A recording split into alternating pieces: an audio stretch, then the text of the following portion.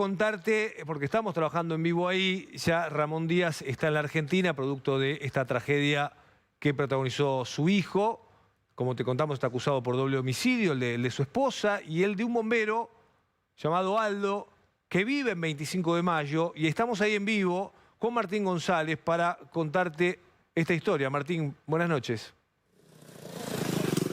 ¿Cómo te va, Franco? Buenas noches. Sí, esta historia que en términos de cómo la conocimos es la historia de Michael Díaz, del hijo de Ramón Díaz, pero que en realidad tiene muchas otras historias para contar, y una de ellas es la de este hombre, de este pueblo que tiene 35.000 habitantes, pero que vive con un pulso, como te imaginás, muy tranquilo, que es 25 de Mayo, y de aquí era Aldo Flaqué. Pero si vos le preguntás a todo el mundo quién era Aldo Flaqué, lo más probable es que muchos te miren sin terminar de entender de quién estamos hablando hasta que vos menciones a Tobita.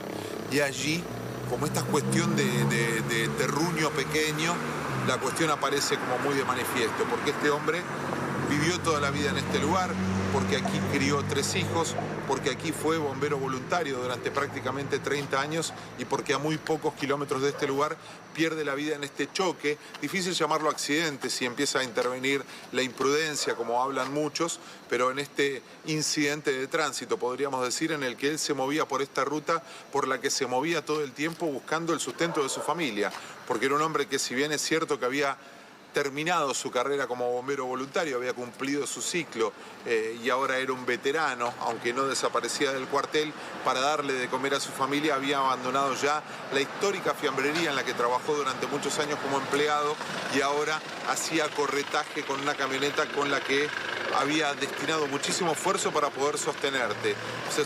Todo esto que te estoy contando te lo cuenta toda la gente de aquí del pueblo, porque lo conocía perfectamente y porque muchos recuerdan esta doble faceta, ¿no? La del chico que estaba en el almacén, en la fiambrería, en esta fiambrería que hoy no existe más y que es un taller mecánico, pero además de esta persona que era totalmente altruista, que colaboraba, que tenía este rol de bombero voluntario y que desde hace un tiempo buscaba las rutas como este medio de sustento. Una ruta 5 que vos lo sabés muy bien, Franco, pero nosotros lo hemos vivido, entre comillas te diría, lo hemos padecido con Diego Spairani, que es el camarógrafo que está trabajando conmigo, porque es una ruta muy complicada, de mano y contramano, una ruta del siglo pasado, en el que poco se ha modificado, pero que ha crecido sustancialmente por la cantidad de camiones que se mueven, la cantidad de transporte que implica no tener trenes y que todo el grano que sale se mueva a través de camiones. Bueno, se transforma en una ruta muy complicada, los accidentes se repiten y ahora le tocó a una persona que es de acá, una persona que es de este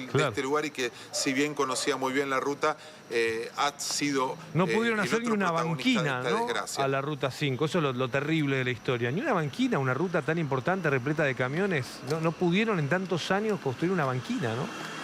No te digo una autopista. Bueno, vos lo ¿no? sabés, Franco. La banquina. No, pero es un planteo histórico de los trabajadores del campo que dicen, está perfecto, nos sacan un montón de dinero en retenciones, pero estaría bueno verlo en algún sentido, verlo en términos de que nuestros camiones se muevan con libertad, que exista una circulación tranquila, no, nada. Claro. Es como si fuera... ¿Vos te acordás lo que era la Ruta 2 hace 40 años? Bueno, es lo mismo. Claro, es eso, la Ruta 5. La familia Ramón Díaz tiene ruta de un coto de casa, ¿no? Y entonces ellos iban justamente por un compromiso laboral, viajando por esta Ruta 5 a sus propios campos, con sus clientes. Sí. Digamos, conocen la ruta, no es que son... digo, conocen perfectamente la ruta y su estado. Pero bueno, evidentemente sigue siendo un peligro por la cantidad de accidentes que hay. Sí, es que no te permite el margen de error.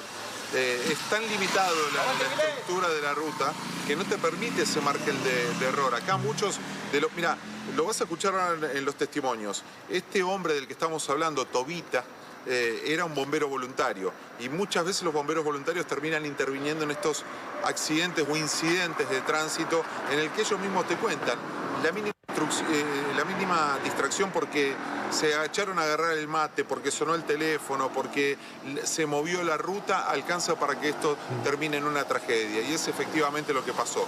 Un incidente de tránsito en el que uno de los dos vehículos se mueve hacia el carril contrario, termina con 2 personas muertas y una tragedia que enluta a 2 familias y en este caso a un pueblo como es 25 de Mayo, porque era un hombre que había sido representante de lo mejor que tiene un pueblo, ¿no? Que es el bombero voluntario. Vamos a ver los testimonios entonces, Martín. ¿Cómo lo describirían? Como un buen tipo, jovial, buen bombero, buen padre de familia, un laburante.